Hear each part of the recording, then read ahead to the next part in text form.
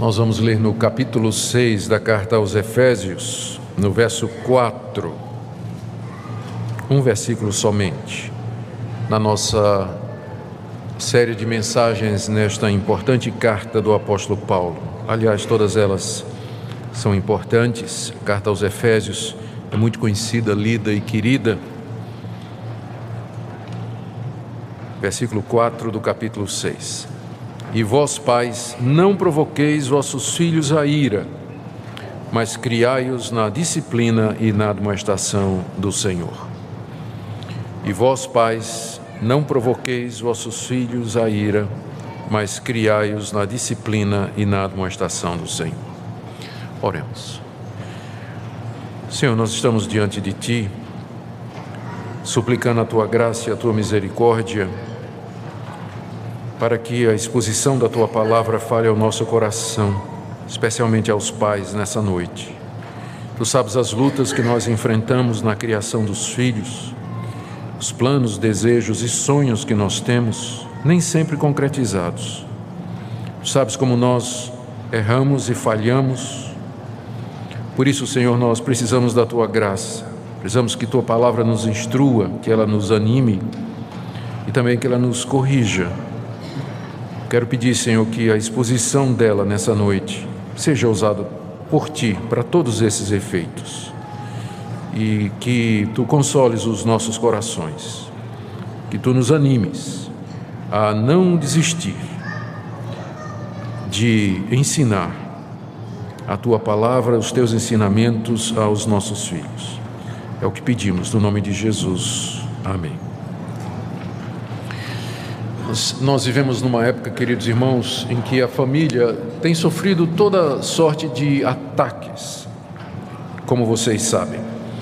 Há diversos movimentos que tiveram origem em tempo recente, na década de 50 e 60, que começam a produzir o seu fruto na sociedade nos nossos dias, como, por exemplo, o movimento feminista, que quando começou era um movimento que queria reivindicar os mesmos direitos das mulheres com relação aos homens. Eu acredito que você e eu concordaríamos com as primeiras reivindicações feministas, tipo assim, a mulher ganhar o mesmo salário do homem, se faz o mesmo trabalho, ela ter o direito de entrar na universidade e se educar, o privilégio de votar. Então eram coisas que há 50, 60 anos eram desconhecidas de algumas culturas e boa parte da sociedade ocidental. Então o movimento feminista, quando começa, ele reivindica os direitos básicos para as mulheres com relação aos homens. E eu creio que você e eu concordaríamos com o que esse movimento a princípio desejava. Infelizmente, depois o movimento tomou outras direções e, mais do que simplesmente a igualdade de direitos, o movimento feminista começa a questionar a diferença de papéis no casamento, na criação dos filhos, na sociedade, na igreja e assim por diante. E mais do que isso, depois o movimento começa a falar de uma sociedade onde o papel da mulher acaba sendo o papel dominante. E mistura, confunde, para dizer o mínimo, os papéis diferentes que tradicionalmente se tinha com relação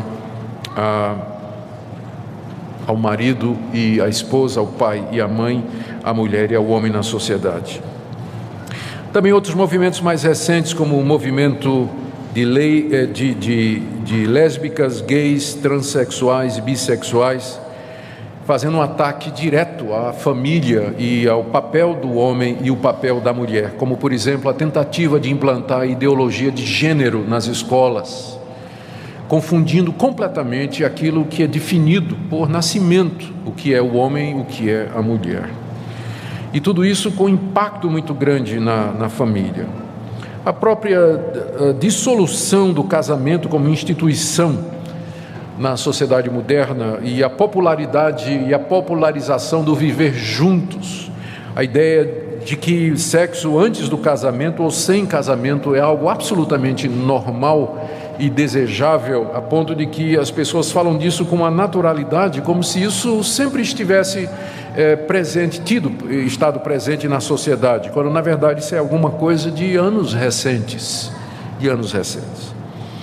Um dos maiores ataques que têm sido feitos à família é dirigido ao papel dos pais na criação dos filhos, com o impacto de algumas filosofias e pedagogias que tiram a autoridade dos pais na educação dos seus filhos, ou transfere para o Estado, ou para a escola, ou para lugar nenhum. A criança tem que crescer sem que alguém diga a ela o que fazer, sem que haja uma orientação direta sobre as escolhas ou o caminho certo e o errado. Isso é resultado do relativismo moral que entrou na nossa sociedade com a pós-modernidade há muitos anos atrás, que nega a existência de verdades absolutas. Por que é que o pai vai dizer ao filho o que é o certo e errado, se a verdade é relativa? O que é certo para o pai pode não ser para o filho. Aquilo que o pai acha que é correto pode ser que não seja para o filho. Então esse relativismo moral tira qualquer referência que seja absoluta. E, portanto, o impacto disso na família é muito grande.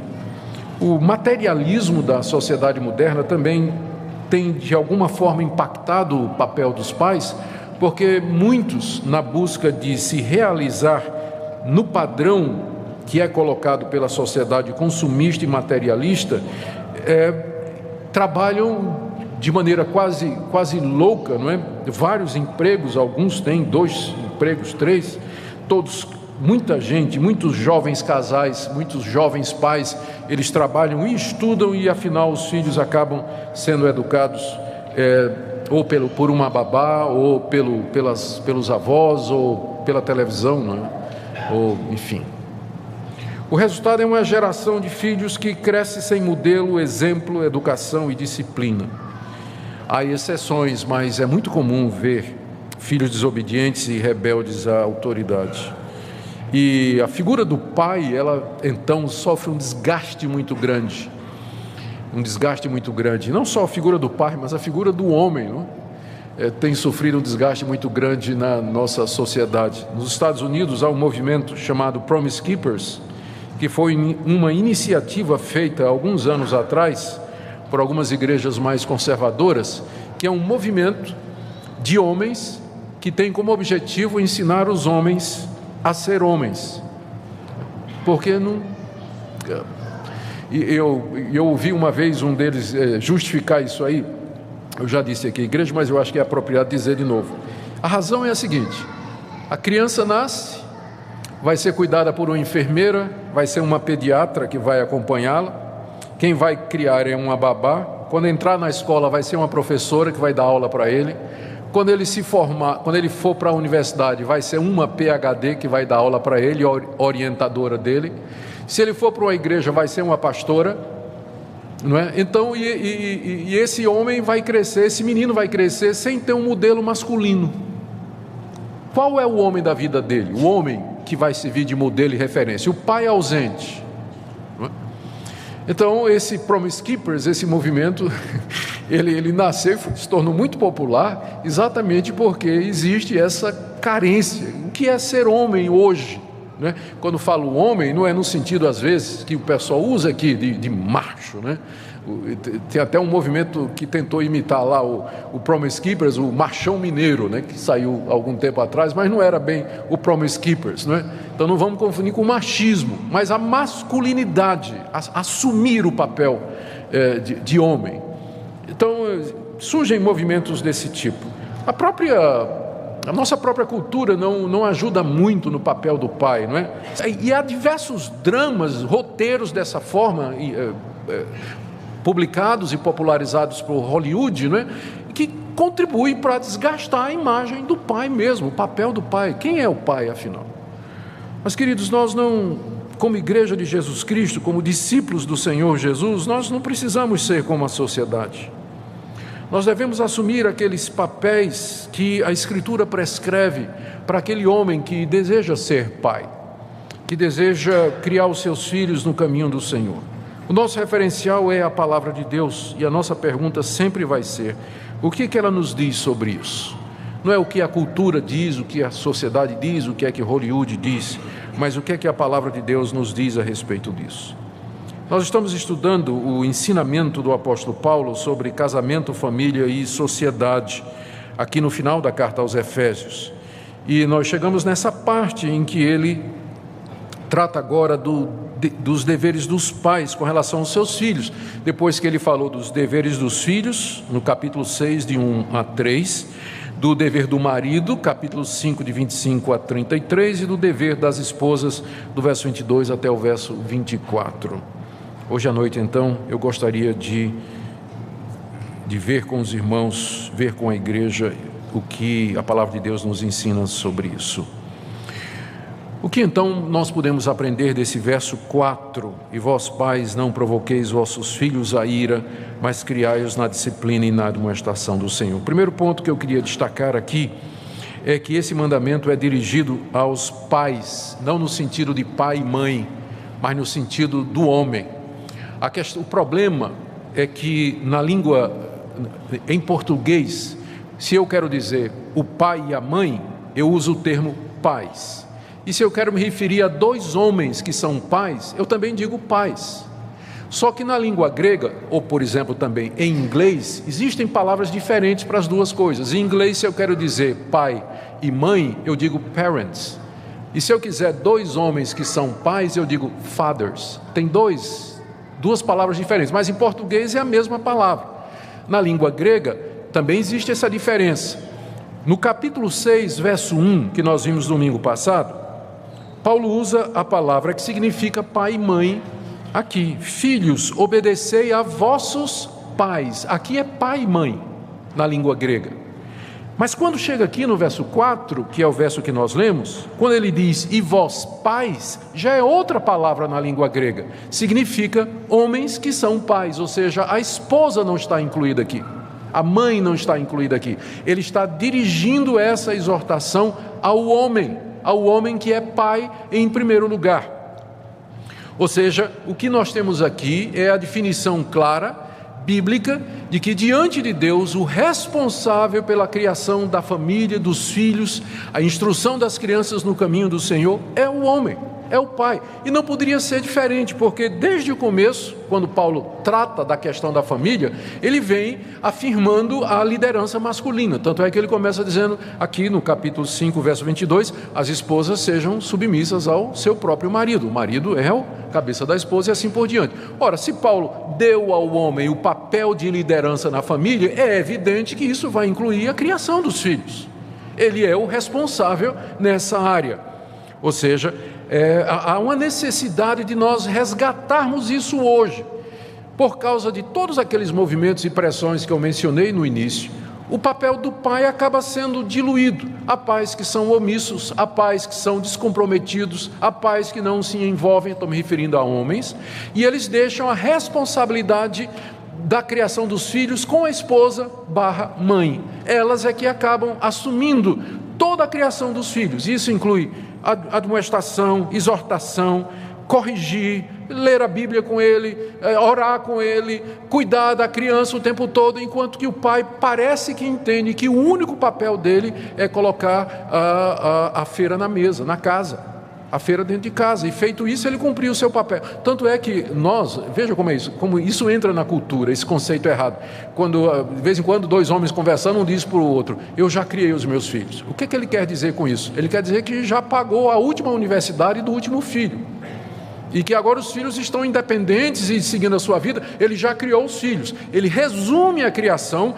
a colocar pão em casa, dar educação, saúde, e uma vez que completou isso aí, que terminou, então ele acha que ele cumpriu a sua missão. Já criei meus filhos. Mas o conceito de criação na Bíblia é muito maior do que esse. Não estou negando a provisão que o pai deve trazer para casa, mas reduzir a criação de filhos a somente isso, de fato é desconhecer o que a palavra de Deus nos ensina a respeito desse assunto. E aí o que é que acontece? Por causa dessa visão, porque eu sei, a sociedade e o mercado de trabalho são muito puxados, às vezes tem empregos complicados e tudo mais, muitos pais simplesmente são omissos, eles são negligentes nessa área, e aí a esposa e a mãe acabam assumindo e carregando nas costas esse fardo, quando na verdade a responsabilidade primeira e maior deveria ser do marido, do pai. Ao dizer isso, nós não estamos aqui excluindo a mãe. O que nós estamos dizendo é que o papel dela é de ajudadora. Esse é o papel que a palavra de Deus sempre atribui para a esposa na família, no casamento, enfim, em todas as relações domésticas. Ela é auxiliadora idônea. É claro que ela vai participar. E sem a ajuda da mãe, não tem como o pai criar os filhos. Não tem como. O casal está envolvido nisso, mas a responsabilidade, ou deixe-me colocar de outra maneira, Deus vai cobrar do pai. Deus vai cobrar do pai a questão da educação dos filhos. E quais são estas obrigações aqui referentes ao pai? O pai tem uma obrigação dupla, de acordo com o apóstolo Paulo. A primeira, negativa, não provocar a ira dos filhos, ou provocar os filhos de forma que eles fiquem irados. E a segunda, criá-los na disciplina e na admoestação do Senhor. Comecemos então com a primeira obrigação, que é de não provocar a ira dos filhos, ou seja, não fazer alguma coisa que deixe o filho irado, que deixe o filho irritado. É claro que isso aqui não tem que ser entendido de maneira absoluta, porque não tem jeito de você educar seu filho sem deixá-lo irritado. Não tem jeito, né? Você vai contrariá-lo, você vai dizer um não, você vai dizer coisas que ele tem que fazer, que são coisas legítimas e que ele não vai querer fazer. Então, não é, o que está sendo dito aqui, não é, nunca contrarie o seu filho, né? Nunca peça ao seu filho para fazer uma coisa que ele não quer fazer. Nunca dê uma ordem, uma orientação ao seu filho que vai deixar ele aborrecido. Não é isso que está sendo dito aqui.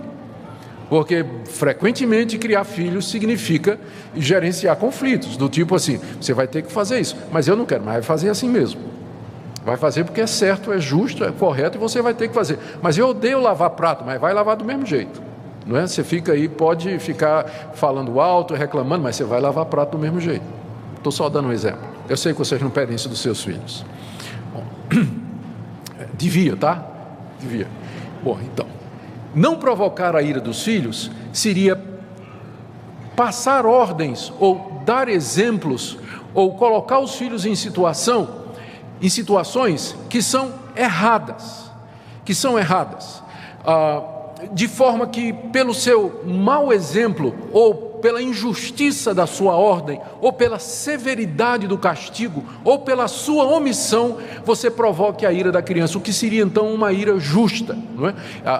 O filho, ele está justamente, ou com justiça, irado com o pai, porque o pai é injusto, porque o pai é violento, porque o pai é omisso, não está nem aí, porque o pai dá um mau exemplo, porque o pai é incoerente, e a criança vê isso, o filho vê estas coisas. Não pense que eles não veem, não, eles veem sim.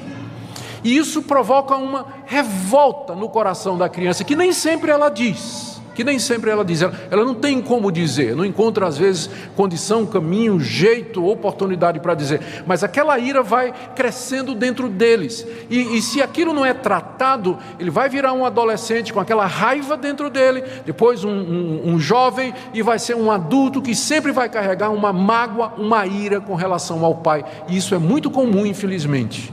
Jovens que se tornam adultos e que carregam mágoa e ressentimento com relação à atitude do pai de muitos anos, não é? Não provoquem a ira dos seus filhos com essas ordens injustas, mau exemplo, já mencionei, incoerência, punições exageradas, gritaria, raiva, enfim, uma série de outras coisas. Um motivo que é dado aqui, na verdade o apóstolo Paulo dá um motivo na carta aos Colossenses, que é a carta gêmea da carta aos Filipenses. Em Colossenses capítulo 3, tratando do mesmo assunto, ele diz, no verso 21 do capítulo 3, Colossenses 3, 21, Pais, não irriteis os vossos filhos, para que não fiquem desanimados. Um pai que não é justo, que não é correto, que não é amoroso, comprometido, dedicado ao seu filho, ele vai provocar essa ira, esse desânimo. A criança vai desanimar do tipo assim, é sempre a mesma coisa. Meu pai não muda, meu pai não me compreende. Ele fica dizendo coisas ou pedindo coisas ou agindo de uma forma que não está correto. Eu não vejo esperança. E a criança desanima do tipo assim: eu não quero essa religião do meu pai. Eu não quero ser como meu pai é. Eu não quero seguir no caminho do meu pai. Ele desanima daquilo. Se o pai então passa o tempo todo provocando o filho dessa forma. Em contraste a isso, a palavra de Deus nos diz aqui que ele deve criar os filhos. Nota aí o mas, não é? Não provoqueis vossos filhos a ira, mas criai-os na disciplina e na admoestação do Senhor. A palavra criar aqui, ela significa treinar. É mais do que dar pão, educação e saúde, mas é treinar o filho, é educar o filho, é instruir e orientar o seu filho. Mais do que dar comida, escola, roupa, casa e transporte. Criar os filhos é ensiná-los no caminho de Deus. E o modo como ele faz isso está aqui: criai-os na disciplina e na admoestação do Senhor. Essa criação, ela consiste, nós já vimos aqui, em treinar o filho para que ele cresça como um homem maduro, um homem equilibrado, um homem justo, um homem bom e, acima de tudo, um homem que teme a Deus, ou uma mulher que teme a Deus, uma pessoa que teme a Deus. Olha a responsabilidade do pai: criar o filho, treinar o filho, educar de tal maneira que ele um dia venha a ser um homem e uma mulher de bem, temente a Deus, que anda nos caminhos de Deus, que faz o bem, que contribui para a sociedade. Essa é a missão do pai. Essa é a missão que ele recebeu. E para fazer isso, ele tem duas ferramentas que Paulo menciona aqui. A primeira é a disciplina do Senhor. Criai-os na disciplina.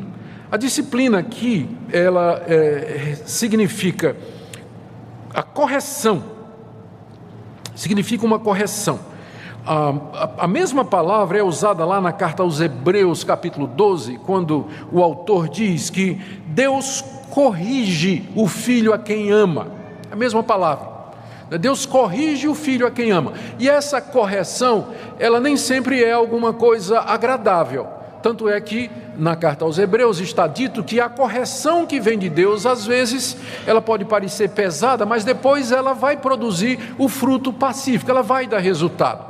Tomando Deus como o pai modelo para nós, isso significa que para criar o meu filho, eu vou ter que corrigir o meu filho. Por que eu tenho que corrigir o meu filho? Ora, porque ele é meu filho. Ele herdou o meu coração pecaminoso. Ele herdou a minha natureza pecaminosa. Ele herdou a minha inclinação para o mal. Ele herdou a corrupção da minha mente e do meu coração. Ele gosta de fazer o que é errado. Ele vai errar e ele vai ter gosto em fazer as coisas erradas. Então eu preciso corrigir o meu filho. Meu filho não é um santinho. Ele não nasceu sem pecado. Ele vai precisar ser corrigido. Ele já nasceu inclinado a todo mal. E se você deixar o seu filho entregue ao seu próprio coração, ele vai ser uma vergonha para você e uma vergonha para a sua esposa. Por isso que você tem que corrigi-lo. Corrigir significa admoestar, advertir, instruir e dizer: olha, não é assim, isso aqui está errado. Argumentar: isso está errado por isso, por isso, por isso. E eventualmente, se for necessário, isso pode incluir punições. Isso pode incluir punições, que não são necessariamente físicas, mas castigos, algumas privações que sejam legítimas, do tipo tirar isso, tirar aquilo, explicar por quê, dizer a razão, e às vezes, se necessário, estando na idade, varia de criança para criança, às vezes a correção física também, que a Bíblia recomenda no livro de Provérbios, capítulo 22, verso 15, 23, de 13 a 14, 29, de 15 a 17, o avô da minha esposa, o avô da Minka, um holandês muito crente, que criou todos os filhos no caminho do Senhor, ele tinha uma régua de madeira, onde estava escrito todos esses versículos do livro de Provérbios. São uns 10 ou 15 versículos do livro de Provérbios que fala do tipo assim: corrige a criança, a vara é para as costas do insensato, não poupes o teu filho. Então ele tinha tudo isso escrito na régua, que ficava pendurada atrás da porta do quarto dele. E ele gostava de cantar os salmos, ele costumava dizer para os filhos, dizendo: olha, eu estou com tanta raiva do que você fez que eu não vou lhe corrigir agora.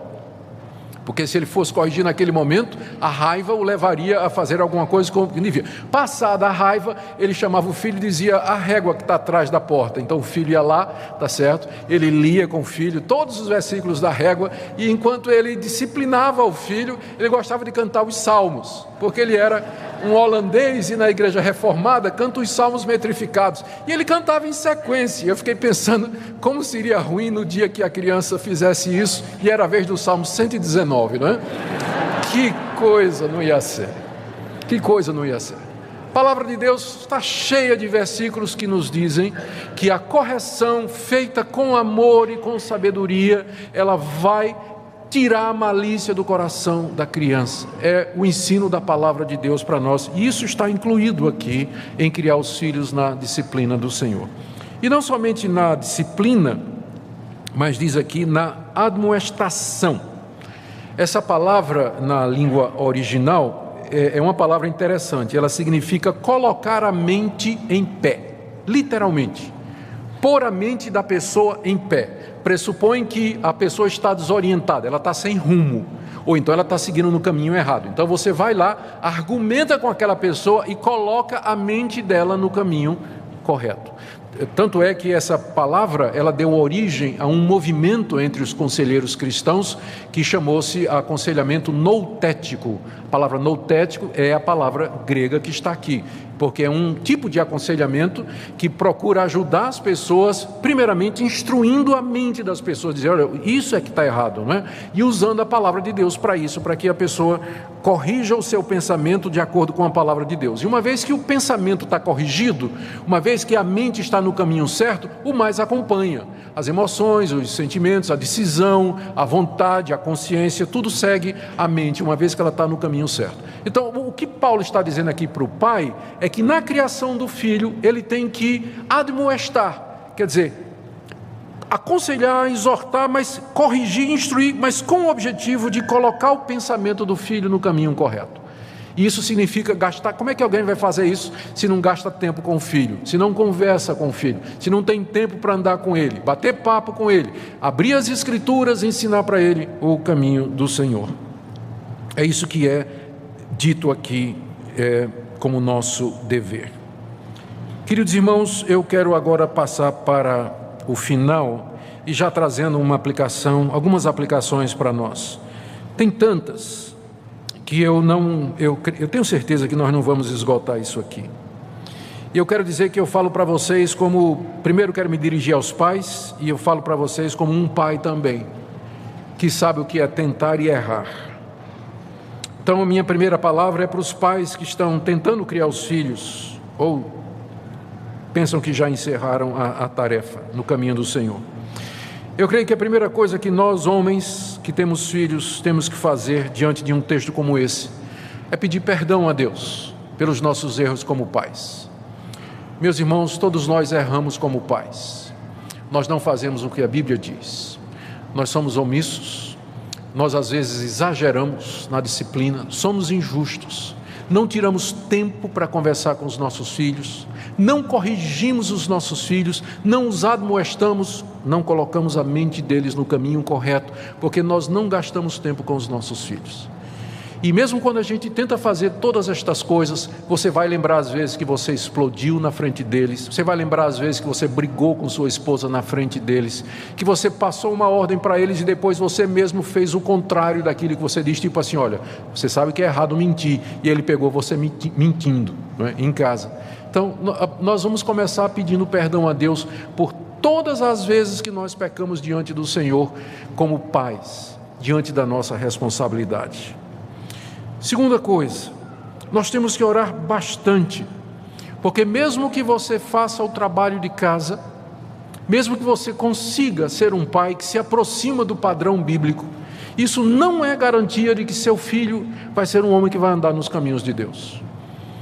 Porque você pode instruir o seu filho da forma mais próxima do que está aqui, mas a conversão do coração dele é obra de Deus. Por isso você tem que orar muito, e gastar tempo em oração pelos seus filhos, não somente pedindo que Deus lhe dê condição de sustentá-los, especialmente diante das perspectivas difíceis que nós temos esse ano no país. Eu sei que o pai de família, ele fica ansioso e preocupado, porque ele tem escola para pagar, ele tem comida para trazer para dentro de casa, tem saúde que ele tem que providenciar para a sua família, e o coração de um pai de família se aflige, se aperta diante da situação que nós temos aqui prevista para o nosso país. Mas nós temos de crer na providência de Deus. Como pai de família, você tem que deixar a sua família na mão de Deus, confiar em Deus, de que Ele não vai deixar faltar o pão de cada dia. Orar pela providência de Deus e também para que Ele mude o coração do seu filho, para que Ele toque no coração do seu filho.